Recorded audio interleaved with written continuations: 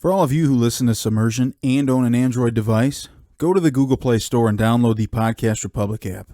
It's a fantastic app that allows you to get all of your favorite podcasts directly on your Android device. I personally use the app and I love it. I can search for the podcast I want to listen to, select it as a favorite, and have it just a click away. Make sure you select Submersion as a favorite so you don't miss any of our new episodes every Thursday. Again, the app is the Podcast Republic app, available on Android devices. Oh, let the sun beat down upon my face. Stars fill my dream. Happy episode 91, boys. 91. Woo! We're here. We did it. It's the big 9-1, the most important episode of them all. I wanted to kill myself watching this movie. Oh, it was bad. Hey, spoiler alerts. It was bad. Don't spoil it. Save it for the podcast. All right. This is the podcast. Yeah, so we watched a very special Godzilla. Maybe the most special of all the Godzillas. Would you say that, Zach? It's something. It's something, all right, as Ben just said. It's definitely, I think you actually could argue that it's the most special Godzilla film because It's of certainly unique. Yeah, how much it stands out, as some people would say. Can I ask you a quick question, Zach? Hit me, baby. So, is there any movie, Godzilla movie in the Japanese Godzilla canon that is kind of standalone, like this one ended up being? Yeah, I mean, not all of the Godzilla movies are have direct sequels or anything like that. So there's definitely some of them that stand on their own feet. Yeah.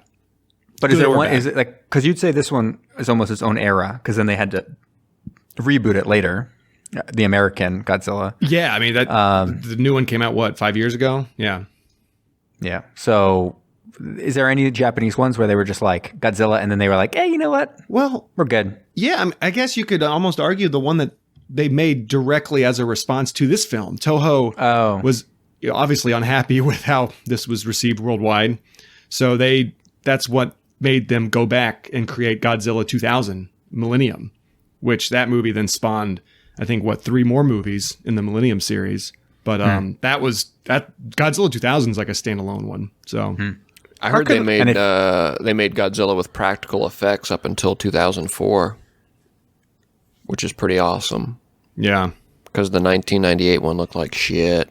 How can a movie this bad make as much money as it did?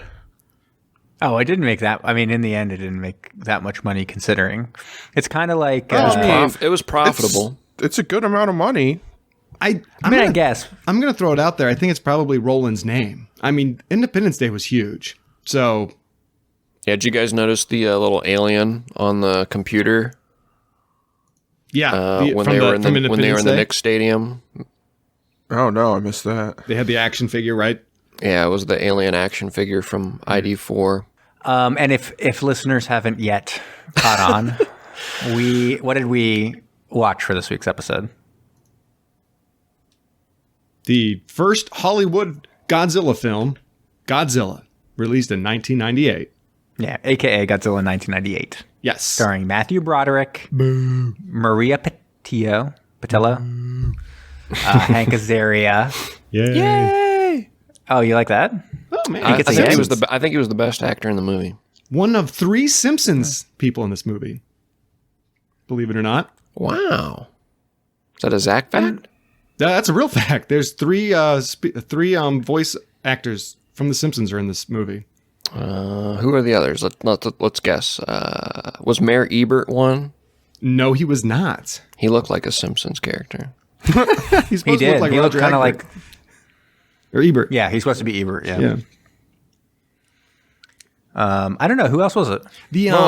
Harry, the reporter, because his voice. Shearer, yeah. You Nice. can just tell that. So, and that's Harry Shearer's known for Mr. Burns, Ned, Skinner. And who else? The voice of Bart Simpson. Does anybody know her name? Nancy Cartwright. Starts with a C. Good job, Alex. Nancy Cartwright. No. She's in there Carol briefly. Cartwright's sister. Really? No. Is that someone you know? Who's Carol Cartwright? She's the president of Bowling Green, or was she was the for a president while. of Bowling Green. Yeah. Oh, okay. There we go. She broke her ankle That's why in I don't China. get it. Had to sit in a wheelchair at my graduation day. It's a reference that I totally understand. Kind of an inside joke, right. Jamie. So just let us have a moment. Yeah. Did you get to shake her hand, Alex? I did. Yep. Nice. She was sitting down. Had a cast over a boot. At least you didn't trip and accidentally, fall into her. Sure. Thought about it. We're breaking some conventions tonight, guys. Yeah. We very non-conventional opening, and are we blowing through our dive down bubble whatever alert? Hey, I mean, this is wherever Kyle and us want to put it. It's not about when and where and who and why and if and then. Well, I just feel like we're exposed, skimming across the surface. I feel like we should submerge. Dive!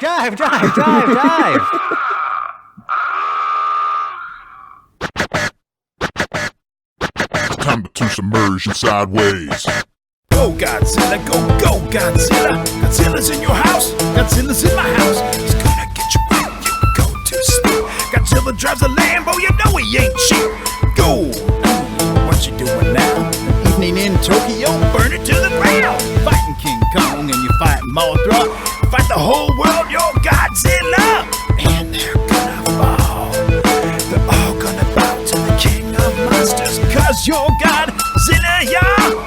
Cause you're Godzilla, y'all. Go Godzilla, go Godzilla. Go Godzilla, go Godzilla.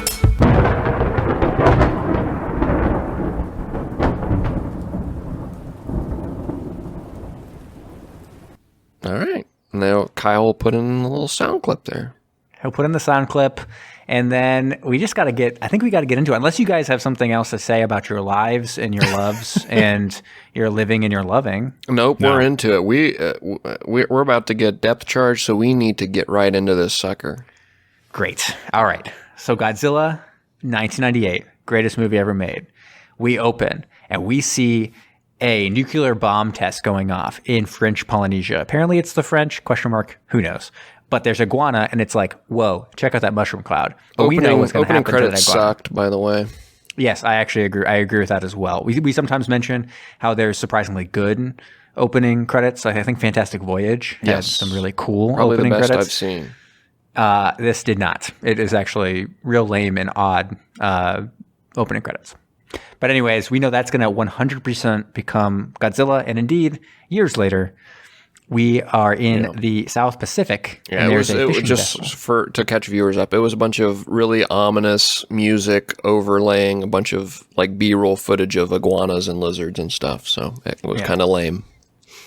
Yeah. And so there's a Japanese fishing vessel. They're kind of like cruising about. It's very reminiscent of other Godzilla films. We've seen this a bunch of times in the ones that we've already even done. They're cruising around. They're like, it's like super rainy out or whatever. And they're like, oh, what's going on there? And we don't get a glimpse of Godzilla yet, because this is a huge thing about the film, is that they didn't want to reveal Godzilla until like the latest possible minute. And this is a movie that's like 2 hours and 20 minutes long. And I think it's maybe pushing like 50 minutes into the film when you finally do get to see him. But anyways, the fishing vessel gets attacked, gets kind of destroyed. There are some survivors where we see a Frenchman kind of go and talk to one of the survivors. And he goes in and he's like, what did you see? And it's Jean Reno. And he's like, what did you see? And the guy says, Gojira. Right? And Gojira, yeah. I think it's just pronounced Jean Reno, but I could be wrong. Jean Reno, you mean? Is it not Jean Reno? I'm pretty sure it's probably Jean Reno. So literally every fan ever, they orgasm and shit their pants and stuff because they just like can't believe that it's finally happening, that this amazing, super great Godzilla film is happening. And they get that Gojira moment. Anyways, meanwhile, the U.S. is obviously all over this. They know that something's going on. So they go and find the only man that can possibly help them in such a terrible scenario. And that is none other than who, guys? Bueller.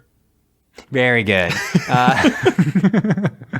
It is Matthew Roderick, a.k.a. Dr. Nick Tatopoulos. He is a scientist. He's working in Chernobyl, studying the effects of radiation on animals, such as the worms that he picks up that are ginormous. These huge worms, not as big as Godzilla, 17% but just like bigger larger. than normal. Exactly. So he is all about what happens to the animals when they're affected by radiation. All of a sudden, the U.S. military show up. They're like, come with us because you got to check some stuff out. All of a sudden, we're road tripping, hopping all about. We're first in Panama. They're seeing all kinds of destruction there. And then Jamaica, where they kind of follow the Godzilla across the land to where finally that Japanese fishing vessel had been like dumped or whatever. Like this giant ship that had attacked. It's crashed. It's got this huge hole in it. And they kind of end up over there.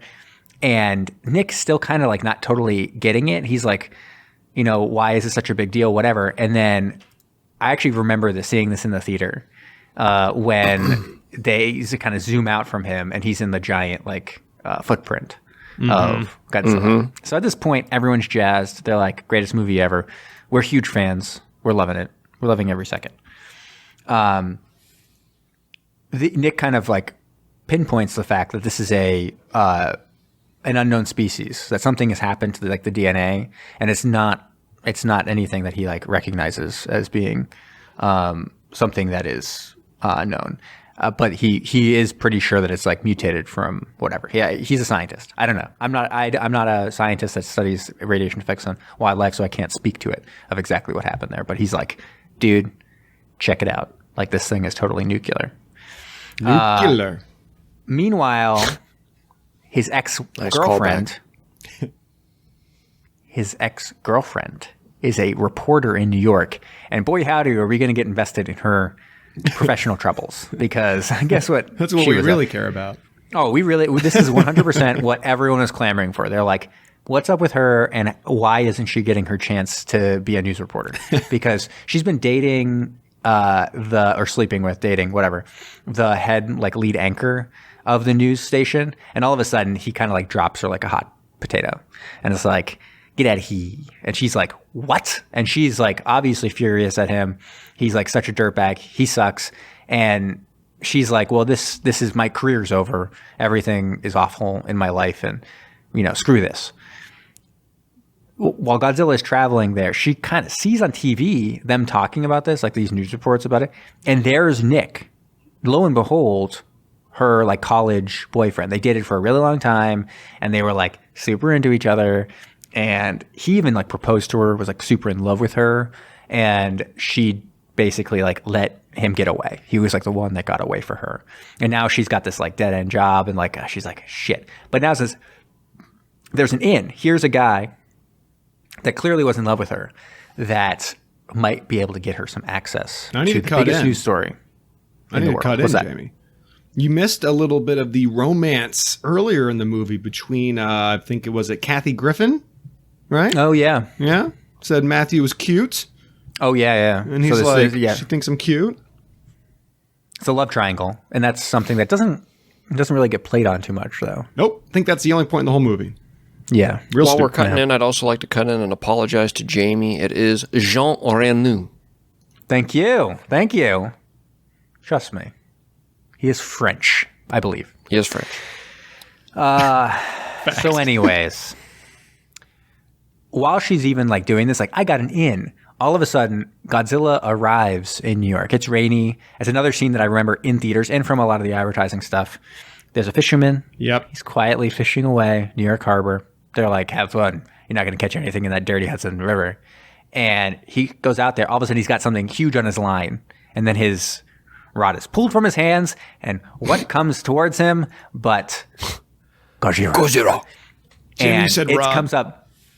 Yeah. And then he's like running. I remember this. He's like running along the dock. And just like all the dock pieces are like dominoes. And presumably he dies. See, now I need to cut in. He outran it. No, I believe he did. It was obnoxious that he outran it. It was kind of pissing me off. He was killed at the end. I need to cut in. What's that? So that scene, does anybody else remember, was that specific scene shown like as a trailer? Because I remember seeing that like not when I saw the movie. I believe it was. That's what I'm saying. Yeah, I remember it so much. Like, it's so entrenched in my mind. I feel like these images from it which had to do with the advertising schemes or ones that I just like that specific scene, right? Yeah, it's the same thing with the I zoom agree. out on the footprint and stuff. It's just like they're so stark in my memory that they can never shake them. Only thing matter I how really much I want remember, because I did see this in theaters, but I remember more of the advertising by Taco Bell with the Taco Bell Chihuahua, and we're going to need a bigger box. Oh, big time. Nice. And so, anyways, Godzilla arrives. It kind of starts to like walk through the city and stuff, and it's destroying things. But Matthew Broderick would be clear to tell you that it's not there to like fuck up the city. It doesn't really care about the city. It's just an animal. And it's looking for something, whether it's like a safe nest to live in or whatever. But quickly, it kind of like runs around the city and disappears. They don't know where it went. This is kind of a big thing. It's like, how could this giant lizard be like missing? It can't. And basically, it like is a burrowing lizard, so it gets into like the ground. And so they eventually they figure they're like, oh shit, it's inside the sewers of the subway. Basically, like crawling around. Yeah, they make a comment like it's hiding in a building somewhere in the city, and I'm like, that's impossible. That's not possible. But in the sewer stuff. See, but I like that. At that point, it's like, why not just leave him there? Like if he's just crawling around the sewers and the subway, it's just who cares? Just let him be. Yeah, so what? You got some delays here and there, but just let him be. It's fucking dumb. Well. Anyways, at that point, like Audrey, that was her name, right? Audrey? Yes. Yeah, she heads to the she decides this is going to be her big break, and she like forges some documents to be able to go and see Nick. At the same time, Nick is kind of saying, just an animal. It's not something you need to like be like going crazy about. It's just doing animal things. So why don't we lure him out rather than try to like, force our way into, finding it and killing it or whatever. Why don't we just put a bunch of fish out there? It's an ocean-dwelling creature. It perchance likes to smack a snack on some fish. And so they put a big pile of fish down in a part of New York, wherever it was. And everyone's like, this is dumb. Fuck you, Matthew Broderick. This is stupid. And Matthew Broderick's like, I'm not dumb. And they're like, yes, you are. Until all of a sudden, we start seeing popping off a bunch of sewer panels. And it works. Godzilla comes out of there and just starts going to town on this fish, just loving the fish so much. And Matthew Broderick's like beholding the wonder of this wondrous creature of the animal kingdom, except that the army can't even handle this and starts to attack it. And it gets all spooked and runs away and starts destroying a whole bunch of stuff there. I think is this the point where there's fighter jets and shit? Yeah, they fire some heat-seeking whatever. Rockets, all sorts of different and probably the Godzilla song was going on, and we're like ba ba bum, and everyone was like, yeah, right? No, that's incorrect.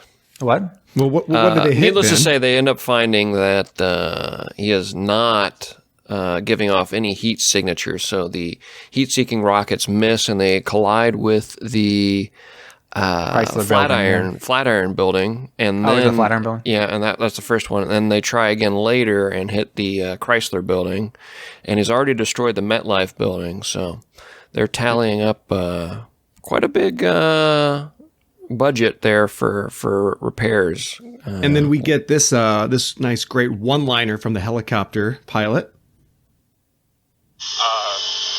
That is a negative impact. I repeat, that is a negative impact. Hang on, I missed the best part. Damn. That is a negative impact. Damn. Cracks me up. Yeah, pretty. So anyways, pretty stiff writing there. Yeah. So anyways, Damn. Matthew Broderick is like, yo, I'm seeing some like interesting goop over here, and I'm a scientist, so I'm gonna check something because I have a feeling about what's going on here and why Godzilla's acting all kooky and real hormonal, if you know what I mean. And he goes and grabs like a pregnancy test, which I'm not sure why that would necessarily work on this giant mutant lizard, but whatever. And then he reveals inadvertently to Audrey that holy shit, Godzilla is effing pregnant. And also, since it's the only creature of its species, which I have a little bit of contention, I'm not sure why they know that so definitively, but it must have reproduced asexually. Where's the fun in that? Where's the fun in that? Right. And I got to say, even watching it later, which we watched this for badmovietwins.com. Did you guys know I had a website? No, what is it? No, yeah. It's badmovietwins.com. That's badmovietwins.com. We watched it last March, I believe, for this. And even years later, I'm still flabbergasted by why this was the choice they made. I just can't understand why they would make it be that Godzilla was pregnant and all that. Like, what me and Patrick had discussed, wouldn't it be funnier if it was like, holy shit, Godzilla's pregnant? Imagine the male of the species. And then it turned out to be this shrimpy, like garbage Godzilla because the female is like way bigger than the male in the species. And they're like, oh, that was easy to deal with. But like, why? Like the asexual stuff is just like, I don't know. It just seems insane. It's very Jurassic Park, almost like they were not the only thing in this movie. Mm-hmm. I know, right? Jurassic Park. Where they were like, life finds a way. So we've coined that. It's like, okay. Well, you missed the one part when they were looking at the fish. What is his name? Jean Reno. Jean Reno. He said he said something along the lines like "very clever," which was like one of the first connections to Jurassic Park. Clever girl. Exactly. There we go. Nailed it. So anyways, she, while she's there, she like steals a tape from him, kind of borrows it. I mean, she feels really bad about it, but it's like she's trying to. We're really invested in her career and audience members. We understand like why she's doing it because like of how much we've like put into her career and how much we want her to succeed in this. And she steals this tape of the origins, like of the guy saying Gojira. I'm not sure where they had that video, and then she makes this whole big news report using the video and stuff. And she's like, "This is finally my big break." Except then that douchebag, Shear or whatever, Harry Shear's character, steals it and airs it anyway. So not only is Broderick in deep shit because this was leaked to the media, and he's the only one who have the videotapes. That clip of her recording her big conclusion to the recording. Her big conclusion or Matthew? Yeah.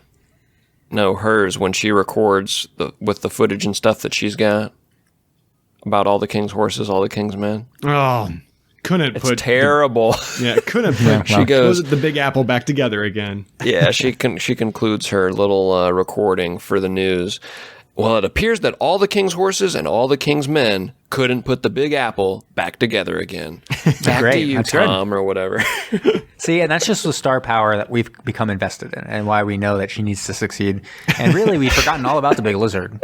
And anyways. Wait, I got to cut back in, Jamie. Yeah. So you mentioned what happens to Matthew Broderick's character because of this footage? Yeah, so he gets kind of like ejected from the group, the team. Exactly. Now I've got a sound clip called Bad Acting. Here we go. No, I haven't talked to anyone. They mentioned you by name. Yeah. You gave them the tape? No, I didn't give them the tape. No, it's in my tent right now. Oh my God, she took it. No. Yeah. What? No. Yeah. So anyways, he's going to head to the airport, which these movies are just so funny when they're like, I'm just going to catch the next flight out. It's like, do you really think there'd be a flight? Do you really think they're going to have flights? Godzilla's attacking New York. There's no flights. And so anyways, he's like, I'm going to head to the airport. Audrey's like, I'm really sorry. And he's like, well, whatever. And so she goes her separate way.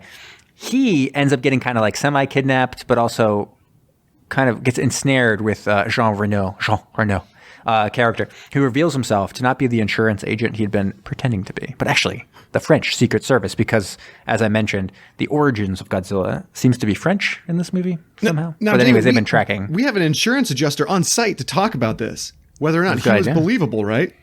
Yeah. That's the first thing I thought of, Zach. I'm like, oh my God, it's Alex. What'd you think of his portrayal, Alex? I thought it was pretty BS. First off, like, there was a whole bunch of people there, and no claims adjuster is going to be there before the military ever gets there, so that doesn't make any sense. It was pretty bad. I never once believed him to be a An insurance guy. Yeah, Alex, in your professional experience, how many times have you placed a wiretap on the mayor of a city? None. All right. There you go. Wow. All right, I'm going to go back to mute now. Have fun. Great. So anyways, they recruit Nick to help them find and destroy Godzilla. At the same time, Godzilla, we get a nice little scene. It's literally why we're doing this for the podcast. But a nice little scene where Godzilla just dives like a swan into the Hudson River. They chase him around with some submarines, and the submarines are like, "We got him," because they like launch some torpedoes at him, and it looks like on some kind of like they have some image of Godzilla, and he's like floating like he's dead, and they're like, "Nailed him." Like, he's totally dead. But everyone knows he's not. And they are saying, like, oh, we're going to find his body or something. Well, we haven't recovered his body yet. We got to talk about the submarine part a little bit, considering this is submersion, right? So, yeah. In this scene, we had, I believe it was a Los Angeles-class nuclear attack sub, the USS Anchorage. This is the one that Godzilla swam towards and dove underneath, slicing the bottom half of the sub, so it started to leak. At which point, the 2 torpedoes launched into it and blew it up. Right. And then there was 2 other submarines in this movie.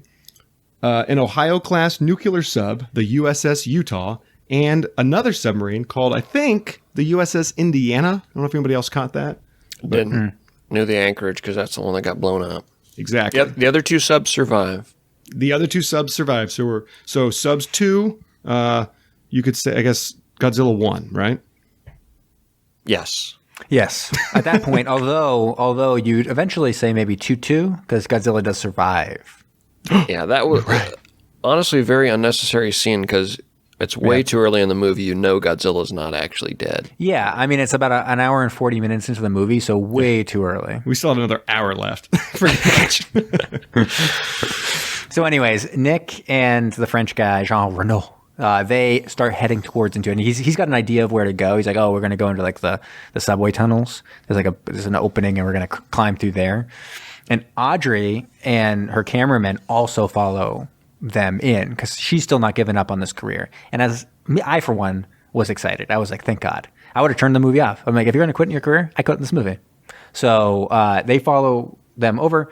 They eventually make their way through. There's all kinds of like little dangerous things going on. But they eventually find that it all leads to Madison Square Garden. And what's in the palace? No, that's not what they call it. No. Well, anyways. The garden. What's in Madison Square Garden? Over 200 baby Godzilla eggs. Yeah. So very, very alien-esque as we have all these eggs in Madison Square Garden. And they're like, oh, shit. Thank God these eggs aren't hatching. Wait a second. It is. And this is actually, it's funny because usually when you see these movies where, especially in like the 90s when they were trying to transition from more practical into more CGI effects, you'll often have some kind of practical effect in the middle of it where you're like, oh, why didn't they do the whole movie like that? It looks amazing. Yeah. Here, they have a Godzilla hatch out of an egg. And I swear to God, it looks like garbage. It's like the worst thing that I've ever seen. I was like, oh, no, just make it all CGI then, because that looks terrible. Yeah. The actual eggs themselves looked good, though. Yes, the eggs looked themselves, but then they had like the Godzilla come out, and it's very clearly unable to actually get out of the egg. Like it's like hidden by the rest of the egg. What is it? Amniotic fluid. The amniotic sac.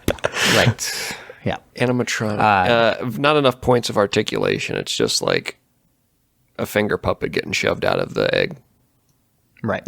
So anyways, here, and this is another, I remember watching this in theaters and they're just being so, they kind of run around Madison Square Garden a whole bunch. They're trying to like stop up some doors. They end up in an elevator. They end up in whatever over here. They eventually end up above in kind of the announcing booth. And it looks like everything is, they're going to die because they kind of have to tell the army, like, you have to bomb this place. There's like a shitload of eggs here. Like, you have to take it out. Yeah, this is where she goes live. Has her big moment. She goes live on TV and kind of alerts everyone to the fact that there's eggs here and they're going to have to like bomb it or whatever. But then eventually they kind of bust their way out and out of the front of the announcing booth and climb on down. And they escaped just the last moment before they blow up the whole Madison Square Garden, right? Which was crazy because they were only like they're not that far away from a giant building being exploded, right? Not far at all. Yeah. But they got blown away from the explosion, so they were safe. Oh, in that case, it doesn't matter that their internal organs were turned to jelly at that moment, probably. So anyways, Audrey and Nick are like smooching. They're doing like, oh, whatever. Godzilla emerges like a crazy like lizard. And it's obviously a little peeved that its eggs were all destroyed and decides to go after the what it knows is to be the people responsible, which is Matthew Broderick and Audrey. They hop into a cab and drive like maniacs away from this giant lizard. John's driving. Oh, yeah. And it culminates in them racing across the Brooklyn Bridge just as the Air Force is able to shoot it. Wait. You're missing a critical part on that bridge, Jamie. What's that? That's when they're in the cab and then Godzilla gets them in her mouth and starts chewing them. And they're about to get swallowed. And then Matthew Broderick just whips his hand outside of the taxi, grabs, I think, what was it, like a downed power line, jams it into Godzilla's tooth, in which point Jean's able to floor it, drive out of Godzilla's mouth onto the bridge. Yeah. And for what it's worth, the one kind of bit of merit of Matthew Broderick also in the scene beyond that is he threw the identification of the vehicle to one of the soldiers that they were driving past.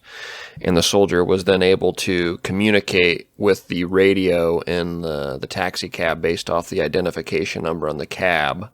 So they were able to communicate where they were heading so the Air Force could kind of synchronize with the cab where it was going to be so they would know where to be to attack Godzilla. So that was kind of a unique little scene. Annoying part with that soldier, that guy kept showing up that I don't know if he was like a higher up in the military or not, but he was like a nervous Nelly. He was always making mistakes. Yeah, and really poorly acted, but just sorry to interrupt. That was Sergeant O'Neill. Good. Yeah, so then Godzilla dies of his wounds and explodes, and then we see a whole bunch of scenes, kind of like in Return of the Jedi. We go from like planet to planet as everyone's celebrating the death of Godzilla, and we go to the submarine, and the captain is celebrating and pulls out his dick, and everyone's like, and they salute, and they're like, just a job well done, really. And they say, actually, and they change the score from 2-2 submarines, Godzilla, and they change it to 3-2, because they're kind of taking a little bit of the victory. Since they're pretty sure he mostly was dead by the time he was on the bridge. You know what I mean? Yeah. And then we get one final scene setting up for the sequel that we were all waiting for of a single egg hatching. And Godzilla comes out. Who's behind that egg? Shirtless. Well, I don't know who. Remember who cracks the egg open with his fist? Yeah, it's Ed Harris. Whoa, he's going to be in the sequel? Yeah. Oh, so how was it made? I'm confused. Or was it made? I'm just forgetting. Wasn't made. Wasn't made. Wow. With that kind of star power, I'm not sure how that would be the case. But Ed Harris has been making movies ever since in order to privately fund the movie himself. Wow. The end. Wow. Nicely done, Jamie. Wow. Thank you. Wow. Wow. What? All right. Who wants to give their rating? I want to hear Alex. I did not like this movie. I think that's pretty... man, I really love the director, Roland Emmerich, and... Your guy. He is my guy, and he tried to make a movie here, and... He did try to make a movie. I think it was not his best work, that's for sure. When it comes to Godzilla, this was a little bit more... dinosaur driven, it felt like, more than like what Godzilla is. Although Godzilla kind of looks like a dinosaur, he's also got these long crazy arms that just doesn't he or something, I don't know, it just didn't seem like a really good Godzilla representation. I think I read an article somewhere that Japanese people said it looked like a mixture between like a frog and some other sort of rodent, and kind of made sense, but it just looked like a giant T-Rex from any of the old Jurassic Park movies. The acting by many of the people, or the writing, I guess, however they were told to say their lines or do their lines, just did not come out very well. I'm really surprised that this movie made as much money as it did. The submarine scenes seemed okay. I think we've seen that maneuver before, where submarines, if they have a torpedo coming at them, they kind of move out of the way and it hits another submarine when they get out of the way at the last second. I found it kind of strange that Godzilla knew exactly what to do to get out of the way of that. But other than that, I think the submarines, they looked pretty realistic, and they seemed a lot more on point than the other two Godzilla submarines that we had seen. So that was nice to see, even though they were only in there for a short amount of time. It left it open to a sequel, which, thank God, we never did ever get. Slander. Yeah. And I think this is worse than the other two movies that we watched for the Godzilla ones. At least for me. I think the other ones I gave, a 4.6 and a 4. So this one I got to come in even lower at like a 3. Boom. Yeah, that's it. Nice. 3. All right. I'll go ahead. I mean, as I said, we talked about this on badmovietwins.com. That's badmovietwins.com earlier in 2019 when I had watched it that time, and I think I pretty much agree with this time. I said this movie is not good, and it's interesting you find articles that actually claim that it's not as bad as people remember. That's not true.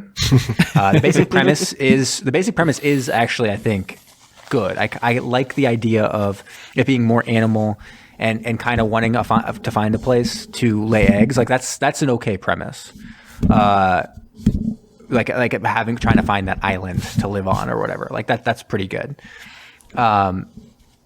But it stops pretty much there, like in what is good. The film looks bad. It's about 50 minutes too long. They spend most of the time kind of rehashing professional motivations of characters.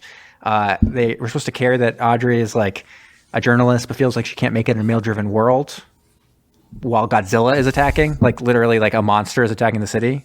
So like, why not just make her a journalist and be done with it? Like an ambitious, successful journalist and just be done with it? Like, why does it have to be so much like angst over the job that she has? And it seemed like it's just a big disservice to her, and she ended up being the only one who won a Razzie, which is crazy.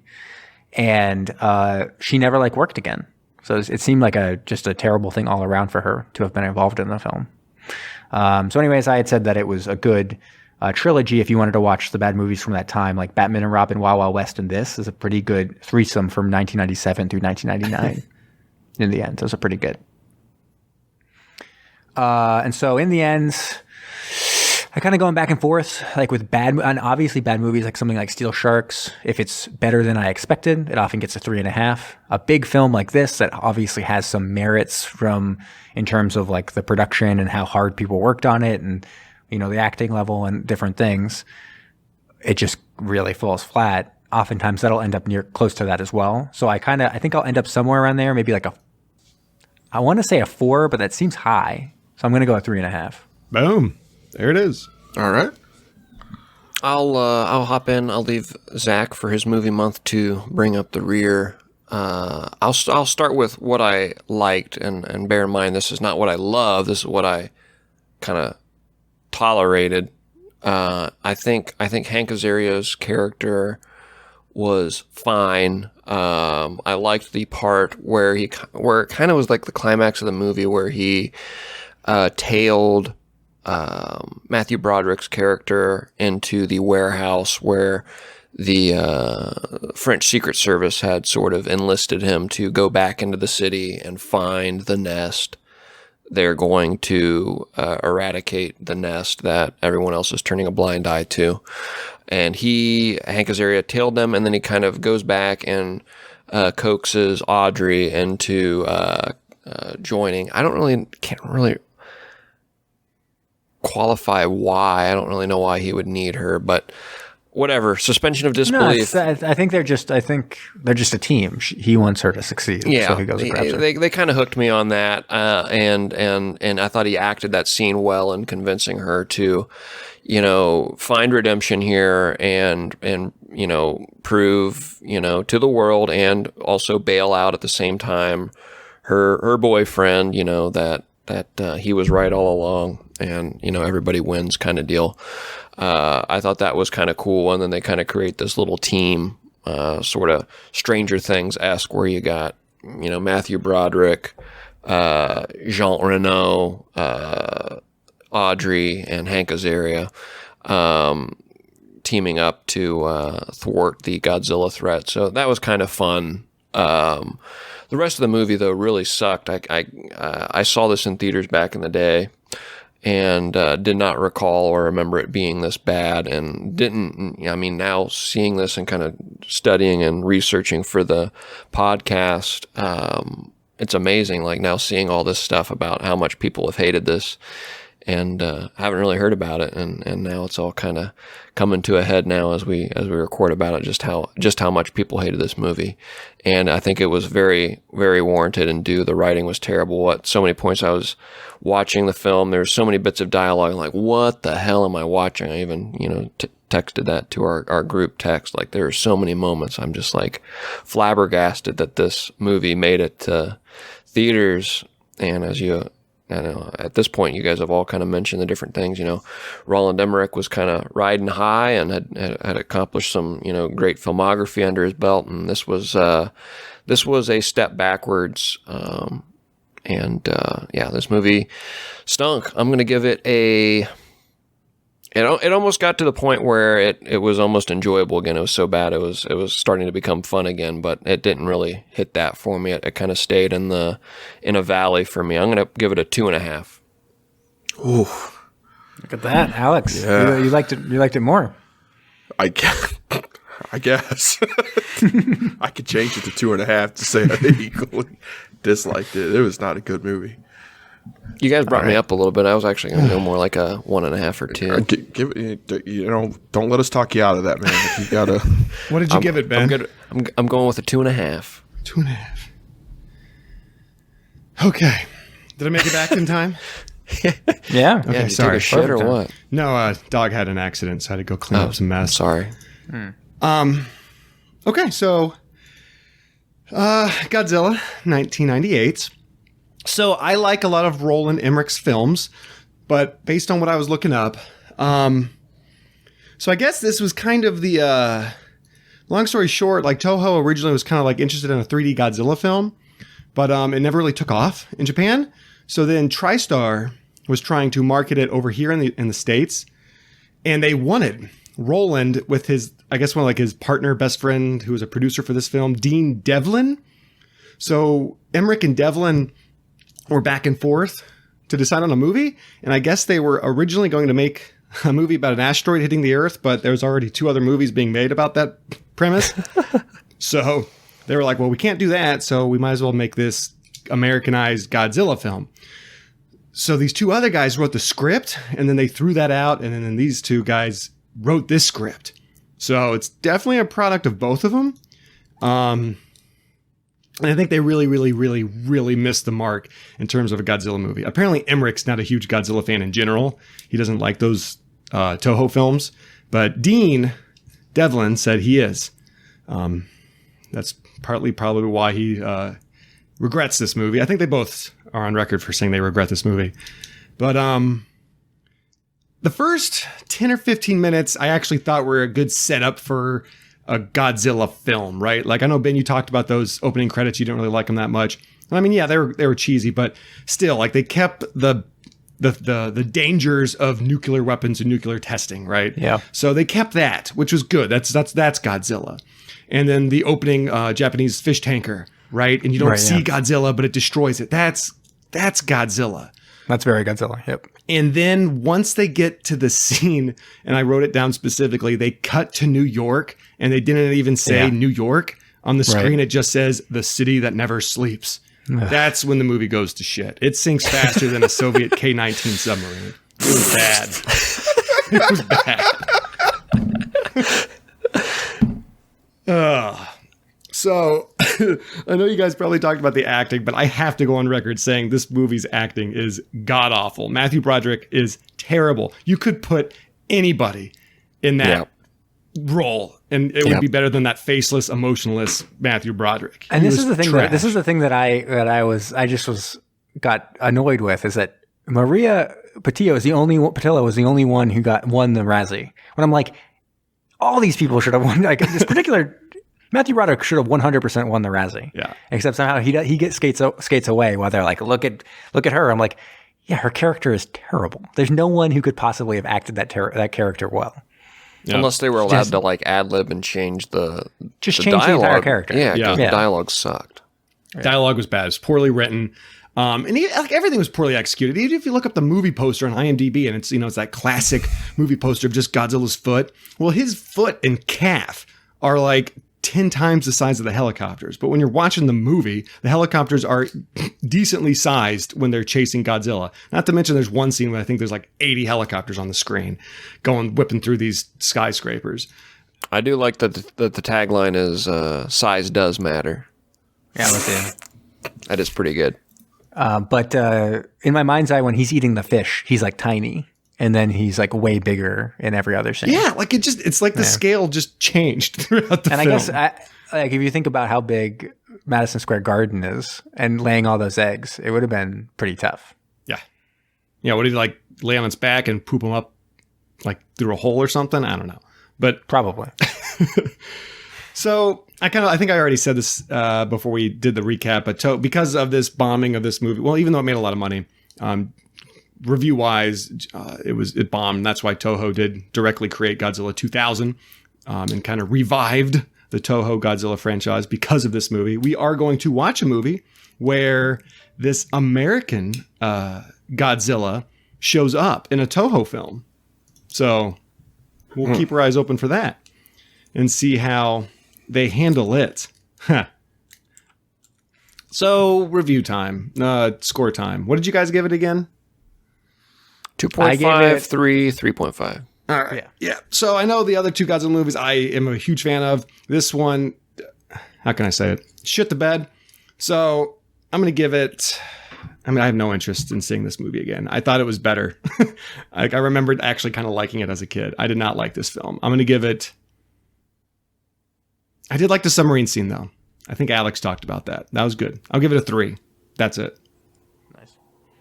That's all it deserves. And I'm wondering, I don't know if Kyle's going to insert a review. I know he watched the movie, but I am curious now to know what he thought of it. Maybe he'll be like 8, loved it, great. I hope not. That's probably why he wasn't on tonight, because he knew. Oh, he knew. Yeah, he knew. So all right, are we going to do love it or hate it? Yep, let's see what the East and the West sides think. Love it and hate it. Love it. This is by Eamon_Green. March 18th, 2002. Now remember, he gave this a 10 out of 10. The storyline might not be the best, but the action was good. An iguana lays its eggs on an island where the French are doing tests with nuclear power. The eggs become contaminated, and then Godzilla is created. Godzilla then travels to New York to nest. The action is brilliant. The same thing can't be said about Maria Patillo's acting. 8 out of 10. Jamie, you feel really bad for this lady. I don't know why she was picked on in particular so much. It was not a good character. I feel it. I mean, she was put in an unwinnable situation. That's true. The character was not a good character, but I don't know why it's like she's the reason. Like there's people like she's the reason the movie fails. Like look at that. Look at Matthew Broderick bumming around. I think it's his fault. Yeah, you definitely can't say she's the reason the movie failed. Right. No, it's just, she's a part of it, but not the reason. When you're looking at the whole thing, it doesn't help that her character was that bad, either blatantly or an accident. Because at that point, I don't know how you make a character that bad with the line she had and just her overall. Yeah. Okay. Sorry, we're going. We're getting off. But whatever. Yeah. So what was this? He said 10 out of 10, but then an 8 out of 10. So he gave it 2 different. Exactly. On IMDb, he gave this a 10 out of 10, but in his written review, he ends it with 8 out of 10.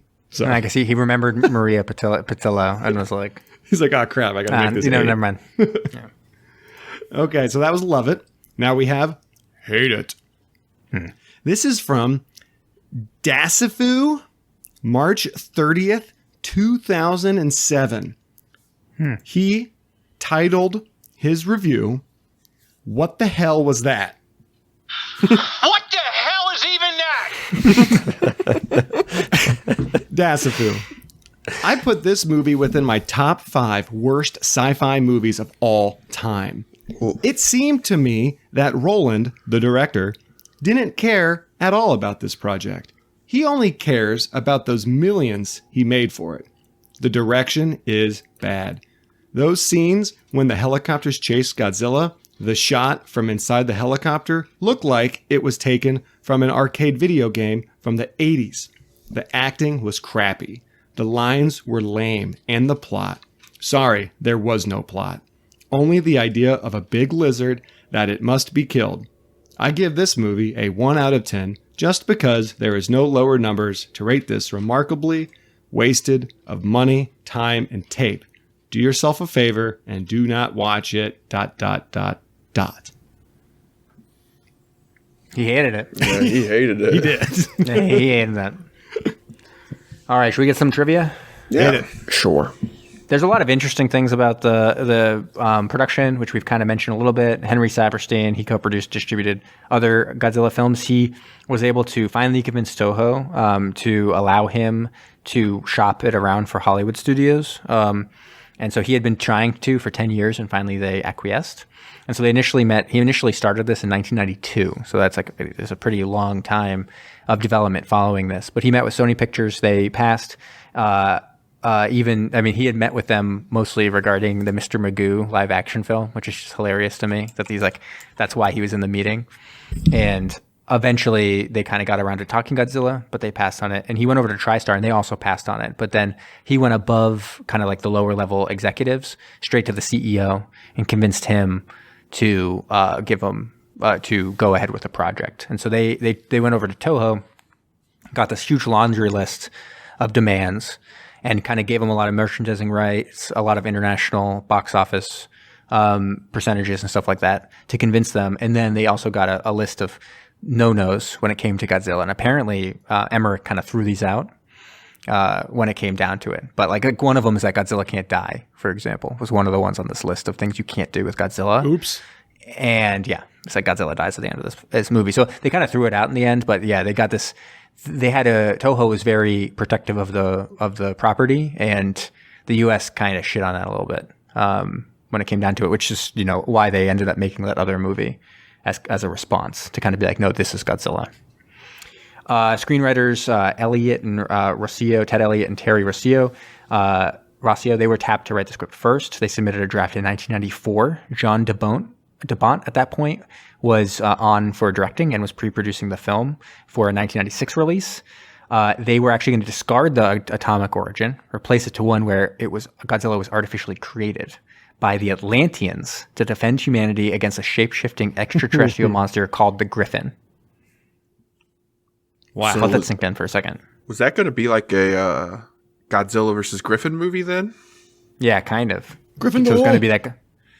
Yeah, so it was going to be that Godzilla was created in order to be like humanity's savior, which is actually not too far from what the plot of the proposed sequel to this was. Anyways, eventually DeBont left the project in 1994 after they refused his budget of $100 to $120 million, which is a little amusing just because the budget of the film ended up above that number and ended up at $130 million. In the end, the lead role was written specifically for Matthew Broderick, since he committed around that same time, and they restarted the script. And so they already knew he was going to be in the movie when they wrote the draft that we saw. They wanted to, Emmerich and Devlin, who came on board at that point, wanted to treat Godzilla more like an animal. And so they wanted it to be more, less of a monster and more of kind of an innocent at that point.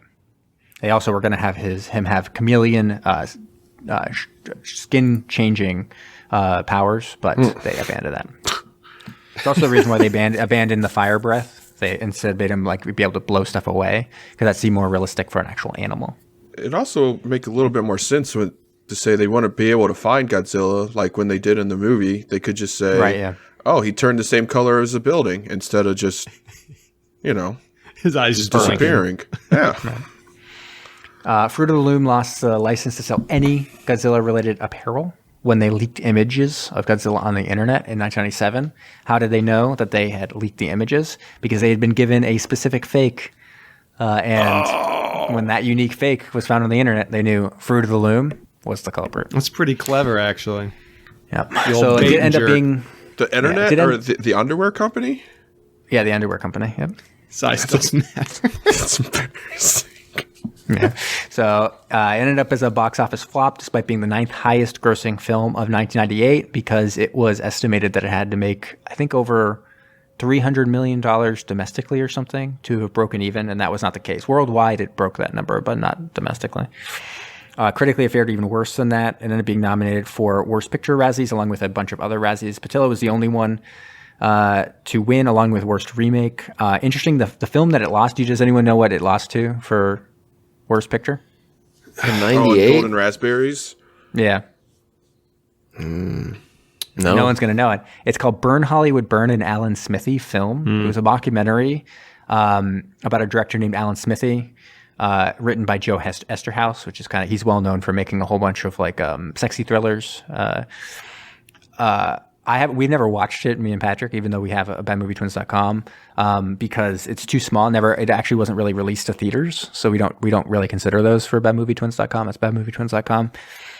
So that tells you kind of like the weirdness of what the Razzies are in that year. Like Godzilla, this huge blockbuster bomb, doesn't win. Instead, Alan's this weird mockumentary that wasn't released to theaters is what wins the Razzie over it. Just very strange. It did win Worst Remake though, right? It did. It won Worst Remake. Do you know? Does anyone remember what Alan Smithy film? Because we did watch a film that was directed by quote unquote Alan Smithy, which is a pseudonym used by people who want to disown certain projects.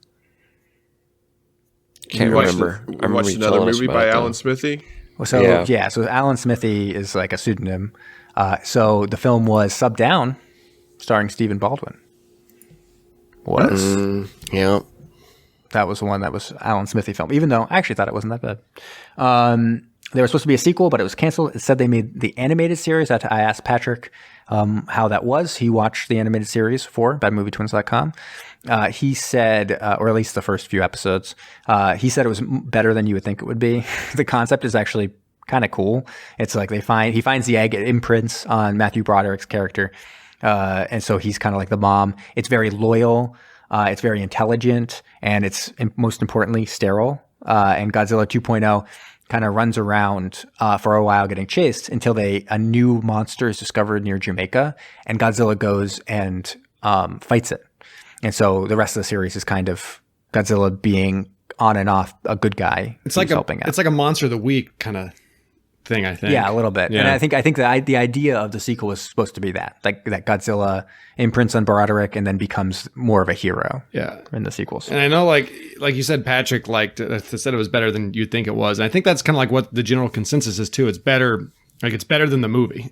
People like the cartoon show. So anyways, there's a shitload of alternate casting for the film. Michael J. Fox for Hank Azaria's character was one thing that I saw. Renee Zellweger for Patillo's character.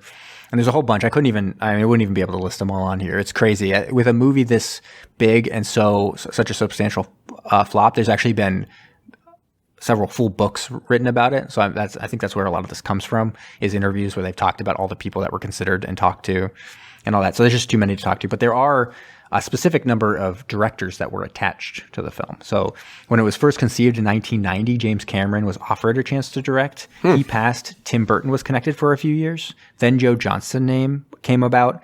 Paul Verhoeven was going to direct, but he passed. And that's when Jen de Bont, when it was really ramping up, came on. And his budget, which he claimed would have been about $100 million, the studio thought it would be more like $150 given what he was asking for. And they said no, so they went with Roland Emmerich and Dean Devlin to do it. So, who from films by those directors would have been good here? What about Arnold Schwarzenegger, True Lies, Cameron? I mean, Arnold Schwarzenegger, as obviously. I mean, I think it's everyone's thinking Matthew Broderick's character. I was going to say you could make him be a Secret Service for some, Austria or wherever. Yeah. And have him be the Jean Reno character. No, that's good. I actually really like that. What about Mark Wahlberg, Planet of the Apes, Tim Burton? Mark Wahlberg. He's probably our Matthew Broderick. Either that or one of the military guys. Yeah. Yeah, that's true. I could see him being a military guy. Mm-hmm. What about Jennifer Connelly from The Rocketeer by Joe Johnston? Has anyone ever seen The Rocketeer? I don't think so. No. It's a fun movie. It was a big bomb back in the day, but it's a fun movie. Is she big enough to be Patilla? Or Patilla? Yeah. I think so. Although there's another actress you may go more for the Patillo character when I get to her. So she should definitely then be the girlfriend, like Patilla's friend. I was gonna say no, that redheaded Kathy Griffin. Kathy Griffin. No, that's not who she was. Anyways, that was Vicki Lewis. That wasn't Kathy Griffin. Right. What about Casper Van Dien? He's in Starship Troopers by Verhoeven, which we've obviously seen. Probably would be a downgrade in acting caliber from Matthew Broderick, which is saying a lot. So he could have been the soldier. He couldn't have done any worse than the Sergeant O'Neill. What about Sandra Bullock from Speed 2 Cruise Control by DeBon? Make her Audrey. That would have been a big upgrade. And then finally, Ed Harris. He actually considered himself to direct. But as huge Ed Harris fans, we know what went wrong in that case, right, Brom? Yeah, he got too greasy. What? So I actually wrote here, if Brom doesn't say Ed Harris insists he play Godzilla, but instead of a giant lizard, he is now a 100-foot tall nude man, then I have to chastise you for not being creative enough. Oh, okay, sorry. Because that's obviously the answer. I was going to make him the mayor. Yeah, that's not creative enough. No, he's a Godzilla. I thought he was already in this. Zach said he was already in this. Well, at the end, as a cameo. We're talking about he could have wore the Godzilla suit. Oh, actually, okay. And then Phantom Zone. Engage the Phantom. Phantom's engaged, sir. So this is super easy. We've used it a whole bunch of times. I'd use it as part of a crazy cycle from The Abyss, but it's much easier, than I made it in that case. Like Landry's dad is in this, Glenn Morshower. He's the guy who kind of goes and gets Matthew Broderick. He's kind of he's like a bald guy, and he's in Under Siege, and that is Dale Dye, and we all know him from Operation Delta Force 2 Mayday. He was the dad, aka the submarine captain who was kidnapped. And that also has the greatest character in history of cinema, Lukash, and we all know that. And Lukash, as was mentioned during that one, was actually in The Abyss, starring Ed Harris, and he's in a little film called Phantom. So there we go. Good job. There we go. Nice. Was that an Arnold Schwarzenegger impression? Nice. Nice. Get to the submarine. Next. Who goes up next?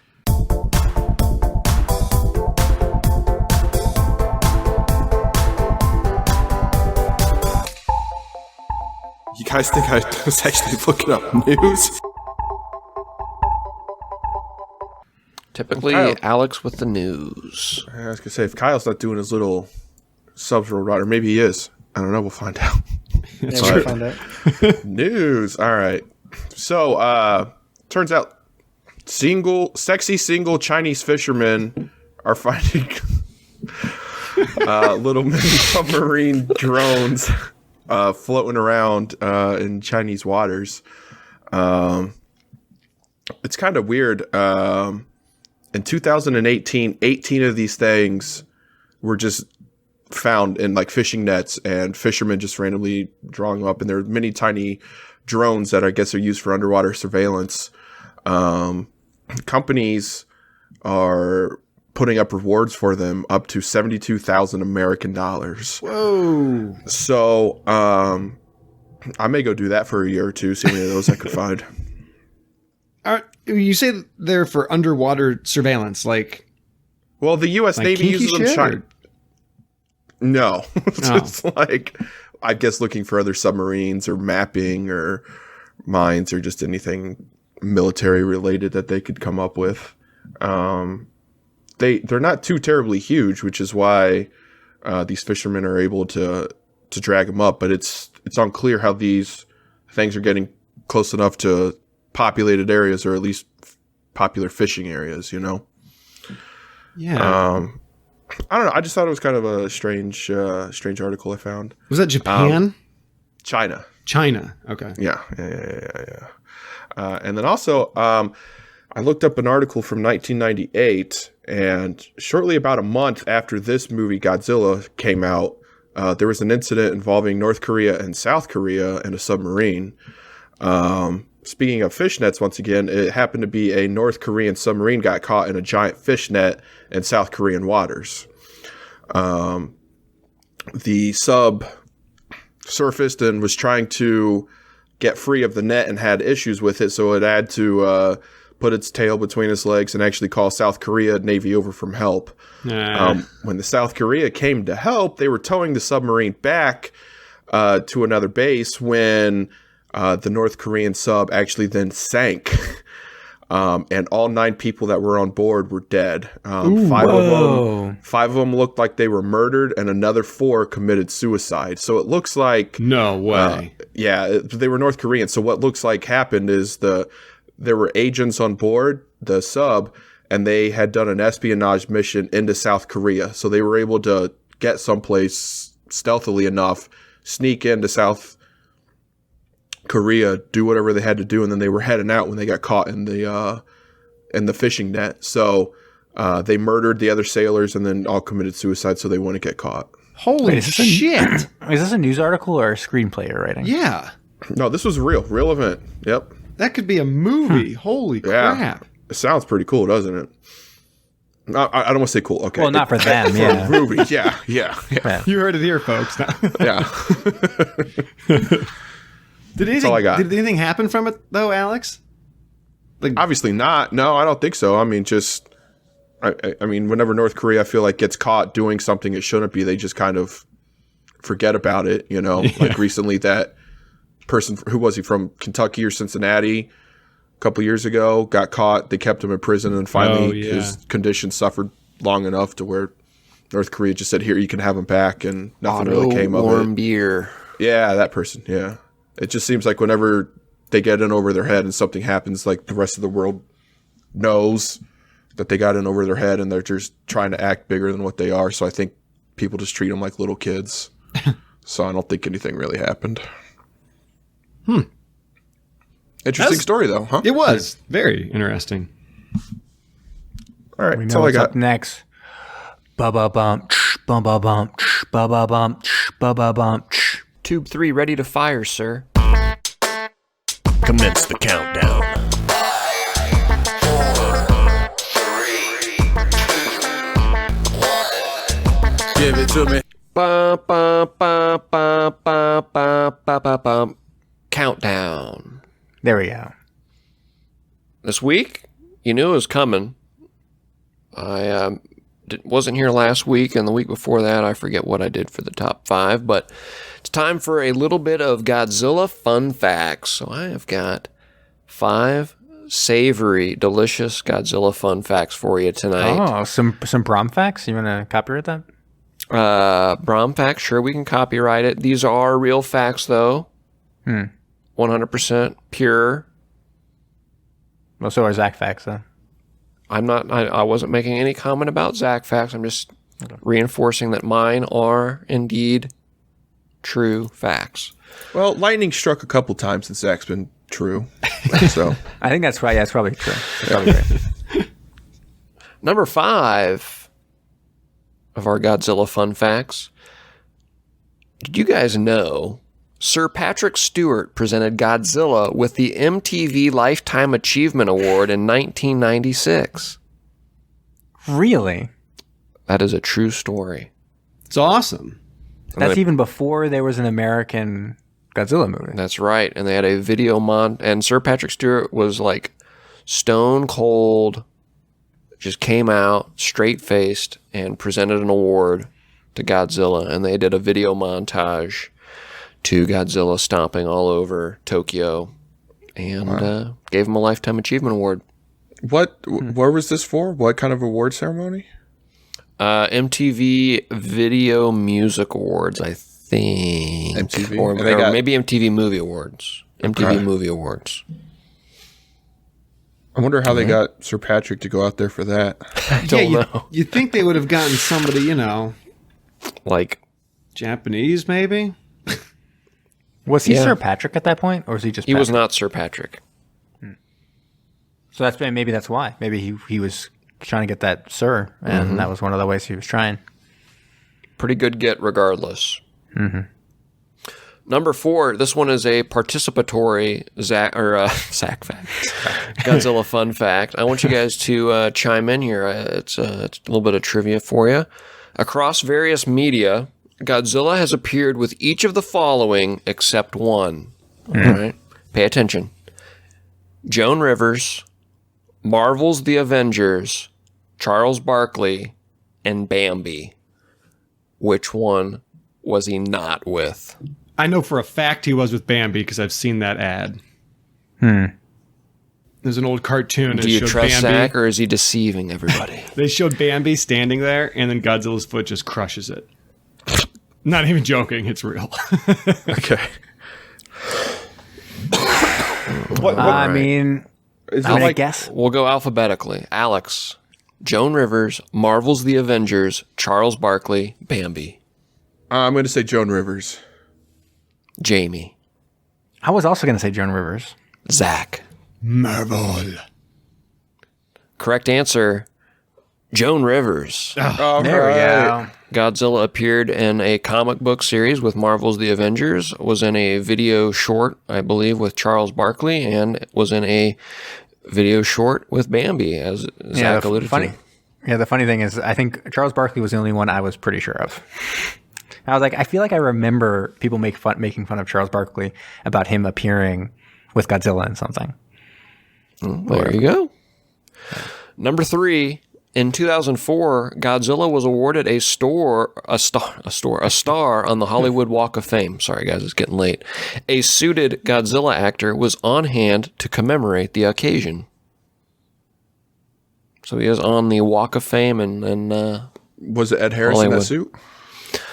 I don't believe so, and I don't think at that point it was anyone particularly interesting or famous to write home about. But Godzilla was on hand. The Zach fact is Ed Harris was in that suit. Okay, you guys don't even need me anymore. You can just do it yourselves.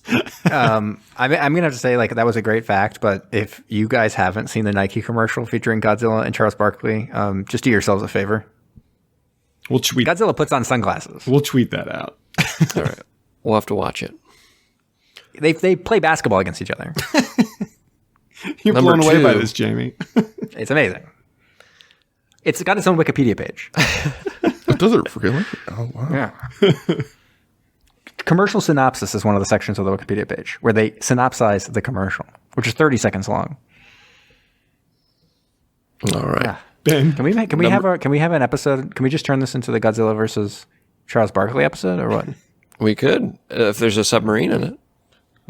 If you guys did an hour-long episode on an IHOP commercial, you could definitely do this. Just edit your own submarine in there. It'll be good. Number 2, the iconic roar of Godzilla.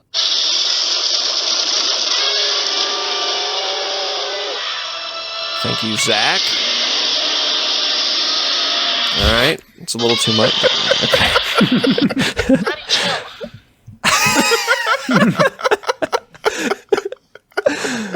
Well, now I got to start over. The iconic roar of Godzilla.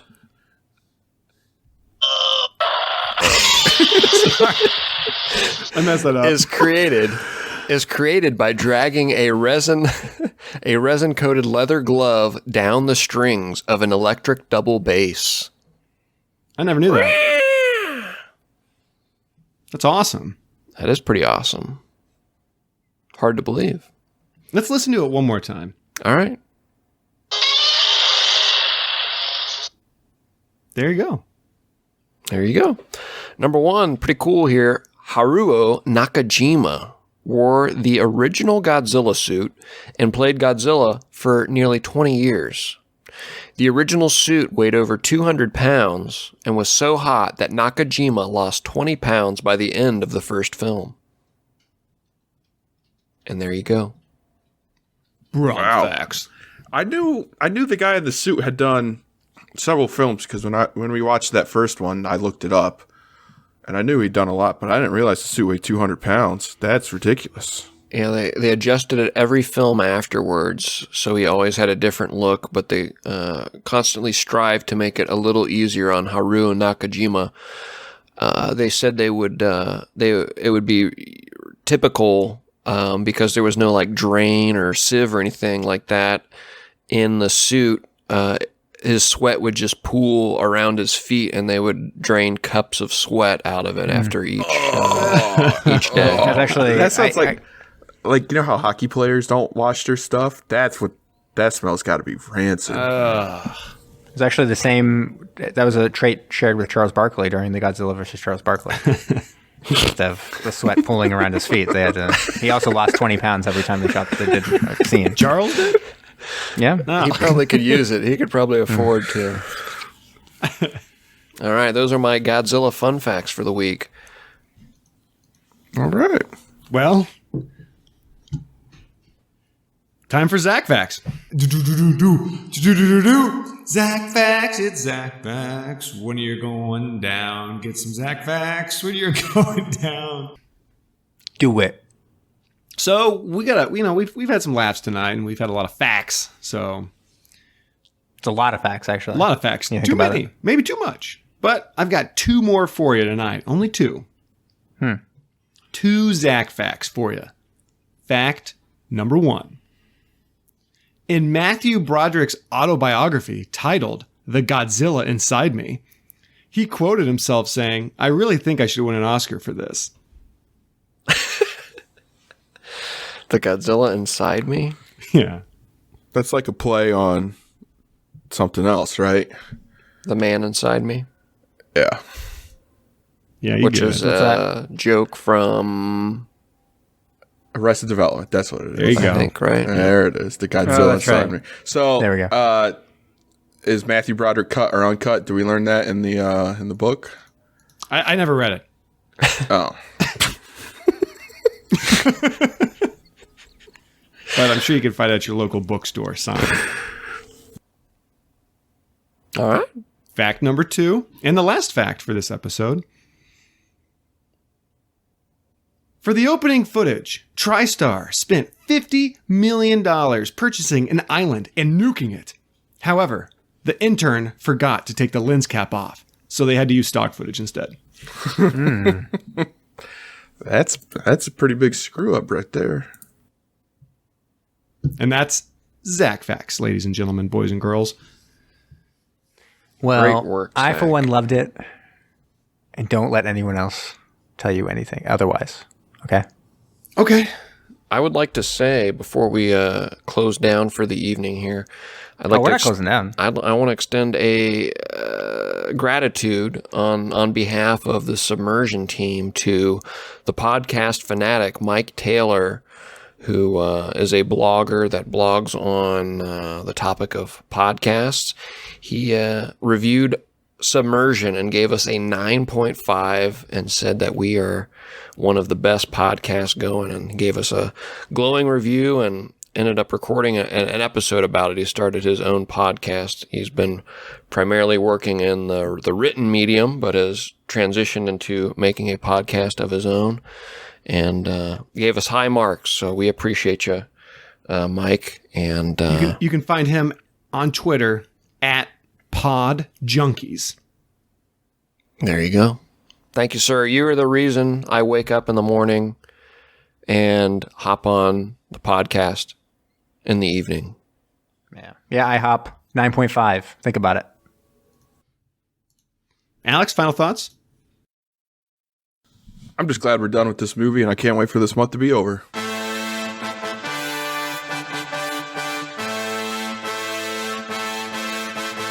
Thank you for listening to Submersion. Don't forget to subscribe for new episodes every Thursday. If you like what you heard, please leave us a rating wherever you listen. Want to interact with us? Follow us on Facebook, Instagram, and Twitter. We also love to get messages from all of you. If you have a suggestion, a comment, or just anything you'd like to share, please email us at macestudios@gmail.com.